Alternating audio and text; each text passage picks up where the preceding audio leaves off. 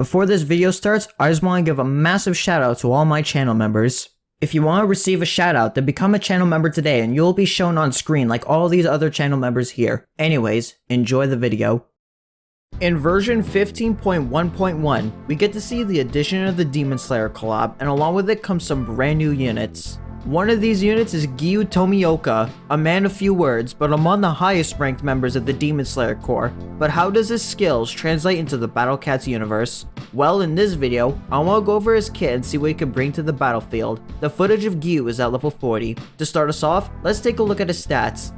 At level 30, he sports a health stat of 83,000 while having a multi-hit that in total deals 50,000 damage with 7.1k DPS. His first two multi-hits deal 20,000 damage, while the third hit deals 10,000 damage, while slowing traitless enemies for 5 seconds and slowing red enemies for 6 seconds. He stands at 430 range, with his first two hits landing at 1 to 431 range, while the third hit lands between 330 to 680 range. He has a cooldown of 124.53 seconds, 4 knockbacks, and a speed stat of 10. On top of slowing red and traitless enemies, he is also strong against them, and is also immune to slow, curse, and surge.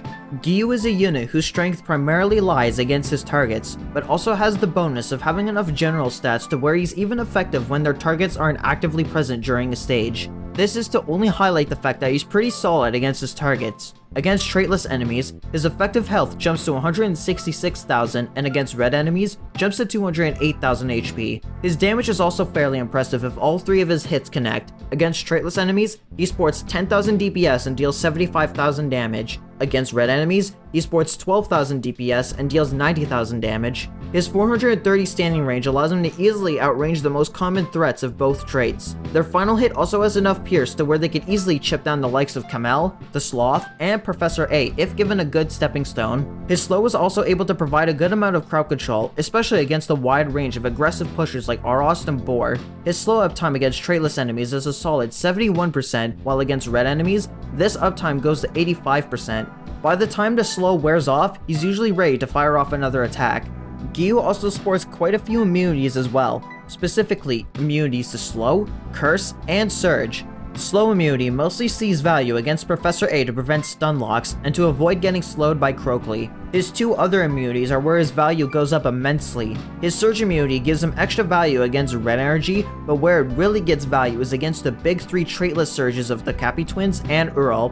Giyu being able to outrange the Cappy Twins gives him immense value in making sure these aggressive pushers can't gain nearly as much ground. His curse immunity also helps ensure that the Loris and Cappy Jr.'s final stage can't curse him. It's also useful in Kawano's second and final stage, as Otham and Golem Sunfish can't curse him. The combo of both curse and surge immunity is also extremely useful against Master Earl, as not only will Giyu not get shit by Earl's surge, but in the event he does get hit by a main attack, he's still very much capable of slowing him down and dealing a solid pool of damage. His curse immunity is also just valuable in general for the plenty of stages in Uncanny Legends that feature his targets, since relics are among the most common of enemy traits in UL, so denying their main gimmick is rather valuable, especially before unlocking Esoteric Earl, which funny enough, this guy is extremely useful in helping you get there. The only real negative with Giyu is that if you let enemies push up too much, then his third hit will miss, but in most situations, he can deal enough damage with his first two to where this isn't much of an issue.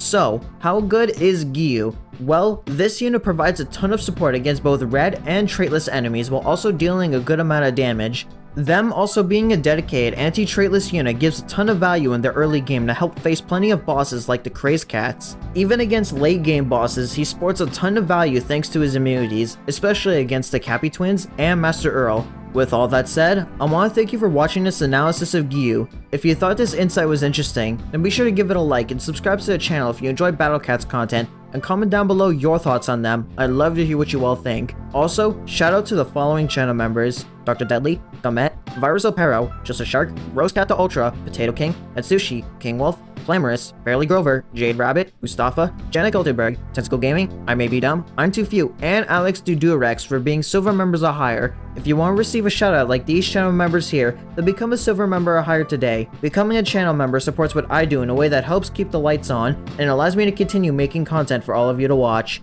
Anyways, I hope you have a wonderful day.